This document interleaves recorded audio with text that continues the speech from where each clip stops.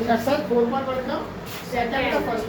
तो सेकंड में ये बोला गया है निम्न स्थितियों को द्विघात समीकरणों के रूप में निरूपित करना है। सिर्फ इसे निरूपित करना है, उसे सॉल्व नहीं करना है, ठीक है। तो देखो पहला क्वेश्चन है सेकंड का फर्स्ट।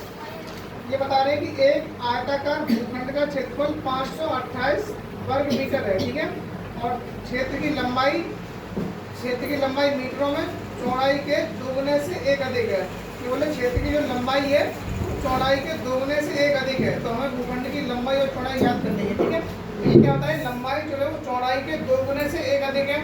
तो चौड़ाई के दोगुने से एक अधिक है, तो लंबाई किस पे डिपेंड कर रही है, चौड़ाई पे डिपेंड करेगी। तो हम चौड़ाई को मान लेंगे x, चौड़ाई क्या मान लेंगे x।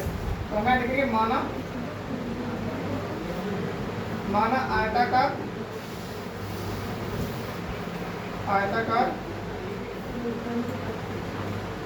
भूखंड की चौड़ाई हमने मान लिया x मीटर है। कितनी है, x मीटर, ठीक है। तथा आयताकार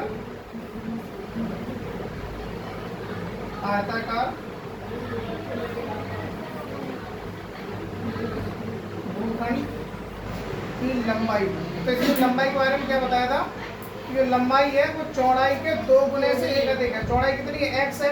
x का दोगुना करो कितना हो जाएगा, x का दोगुना करो कितना हो जाएगा, 2x हो जाएगा। दो गुने से एक अधिक है तो एक जोड़ दो मीटर, ठीक है। तो यहाँ पे पहले आपको यही लिखना आना चाहिए, ठीक है। तो इसने क्या बताया था कि आयताकार भूखंड है, उसकी जो चौड़ाई मीटरों में है, ठीक है। और उसकी जो लंबाई है वो चौड़ाई के दो गुने से एक अधिक है।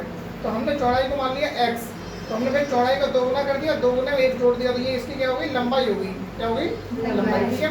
अब इसने यहाँ पे देखो दिया है आयताकार भूखंड का क्षेत्रफल, आयताकार भूखंड का क्षेत्रफल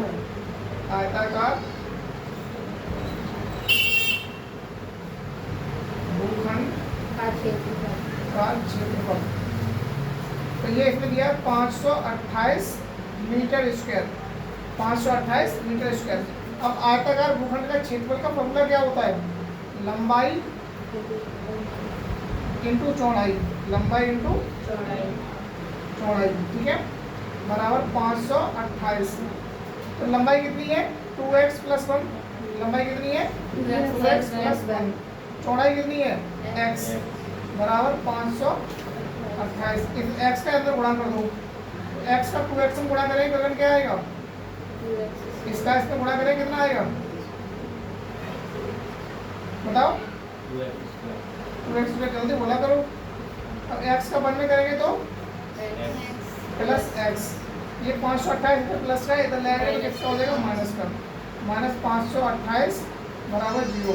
तो इन्होंने ये कहा था कि क्या बताया था इन्होंने कि द्विघात समीकरण के रूप में निरूपित करना है।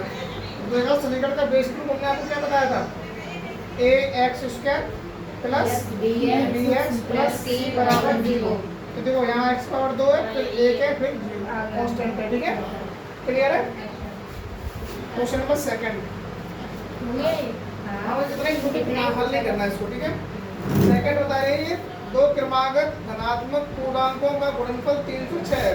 कोई दो क्रमागत मतलब हो गया लगातार, क्रमागत मतलब क्या हो गया, लगातार। जैसे ये गिनती होती है ना 1 2 3 4, ये लगातार है, क्रमागत है, ठीक है। ये क्या बता रहे हैं कि दो क्रमागत धनात्मक पूर्णांकों का गुणनफल 306 है। हमें पूर्णांकों को ज्ञात करना है, हमें किसको ज्ञात करना है, पूर्णांकों को। तो हम यहाँ मान लेंगे माना धनात्मक पूर्णांक हमने मान लिए, एक x मान लिया और एक x + 1। ये x + 1 क्या माना है, क्योंकि तुमने यहाँ पे क्या देखा, ये 1 आया, फिर 1 के बाद 2 आया, फिर 2 के बाद 3, यानी इसमें से आप इसे जो पीछे वाला है ना, ये आगे वाले से एक ज़्यादा है। तो 1 में एक जोड़ोगे 2, 2 में एक जोड़ोगे 3, 3 में एक जोड़ोगे 4। तो भाई हमने किया, इसमें हमने 1 जोड़ दिया, क्योंकि जो क्रमागत होते हैं उनमें वो 1 से बढ़, उनमें 1 की वृद्धि होती है। तो हमने भी इसमें क्या कर दिया, 1 की वृद्धि। अब इसलिए दिया गया था कि इनका गुणनफल कितना है, 306, यानी तो प्रश्न के अनुसार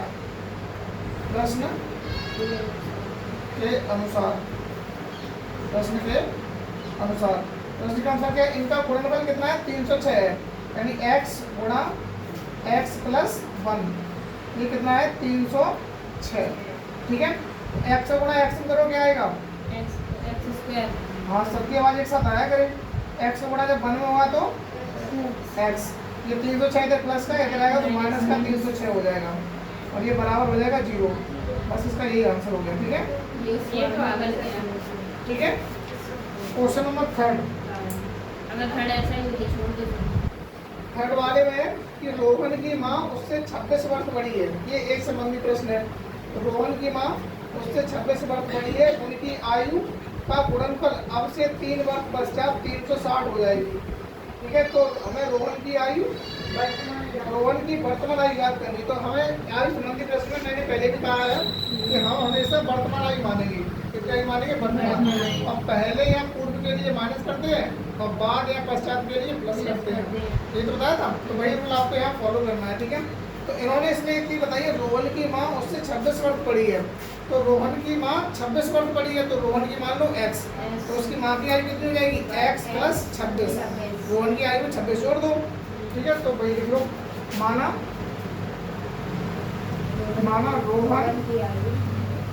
रोहन की वर्तमान आयु, रोहन की वर्तमान आयु, रोहन की वर्तमान आयु वो हमने मान लिया x वर्ष है, कितनी है x वर्ष, ठीक है। तथा रोहन की माँ की वर्तमान आयु, तो ये कितनी हो जाएगी x प्लस 26, क्योंकि 26 वर्ष बड़ी है इसलिए, ठीक है। ये 26 का जोड़ा जा रहा है क्योंकि वो 26 वर्ष बड़ी है, ठीक है। अब यहाँ लिखो प्रश्न के अनुसार, प्रश्न के अनुसार, प्रश्न के अनुसार क्या बोला था इन्होंने ये बताया था कि उनकी आयु का गुणनफल अब से 3 वर्ष पश्चात, 3 वर्ष पश्चात बोलेगा तो क्या करेंगे, पश्चात के लिए क्या करते हैं, पश्चात के लिए क्या करते हैं, मतलब पश्चात के लिए क्या करते हैं, पश्चात और बाद के लिए क्या करते हैं, जोड़ते हैं ना। तो कंफ्यूज करेगा, एक बात है, कोई व्यक्ति आज 10 साल का है, 3 वर्ष पश्चात कितने का होगा, 3 वर्ष बाद कितने का हो जाएगा, 13 का आप जोड़ोगे तो पश्चात या बाद के लिए क्या करते हैं, जोड़ते हैं और पूर्व को पहले के लिए माइनस करते हैं।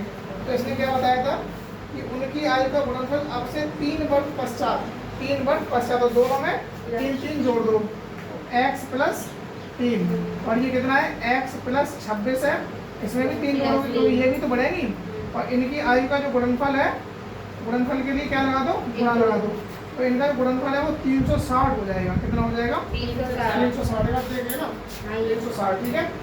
अब इसको सिंप्लीफाई कर लो, ये x प्लस 3 और इसको ये क्या हो जाएगा x प्लस 26 और 3 कितना हो जाएगा 29 बराबर 360, x का गुणा x में होगा क्या आएगा x स्क्वायर, x का गुणा करोगे 29 में कितना आएगा 29x, 3 का करोगे x में 3x और 3 का करोगे 29 में 3 9 27, हाथ लगी 2 और 3 दूनी 6, 6 और 2 8, ये 360 इधर प्लस का इधर आएगा तो माइनस का हो जाएगा बराबर 0, ठीक है।